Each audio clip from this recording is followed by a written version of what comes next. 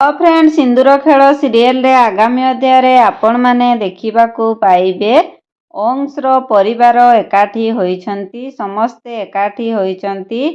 तो अंशर परिवार को पुनीतर बापा को मल्लिका जेतेबेले अंशर सीट रे पुनीत को बसिबा पई कहिले सेतेबेले सेठारे जाई मल्लिका मना करि देथिले और बहुत कथा सुनेइथिले। तो पुनीतर बापा को बहुत कष्ट होइछि तेणुकरी से आसी तांको स्त्री को बा पुनीतर माँ को से सबु विषय सबु कथा कही देइछि।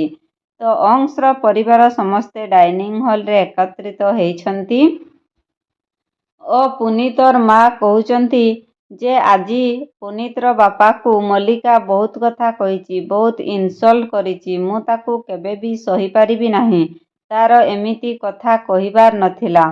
तो अंशर माँ कहउछि ताहेले मल्लिका कौन एमिति कथा कहिछि मते तो जमा विश्वास होउनी।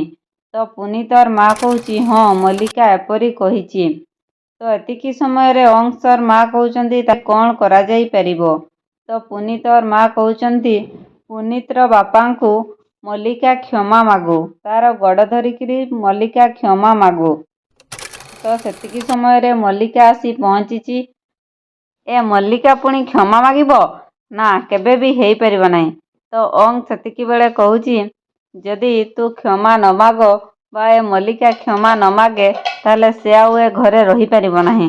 से जदि क्षमा प्रार्थना न करे ताले ताकू ए घरु विदा करि दियो।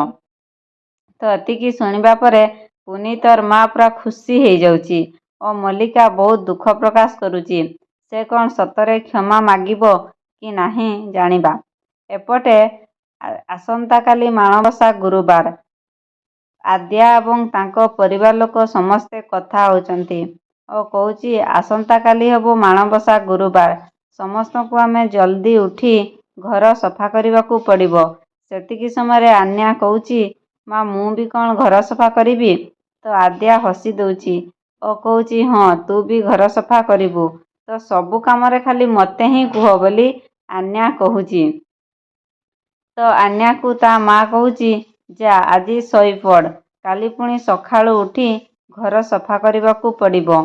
तो कौन सतरे आन्या घर सफा करिबो कि नाही जानिबा पाई मो चैनल को सब्सक्राइब करंतु और पाखरे थिबा नोटिफिकेशन बेल को क्लिक करि दियंतु। वीडियोटी भल लागिले निज फ्रेंड्स को शेयर करंतु वीडियोटी को लाइक करंतु।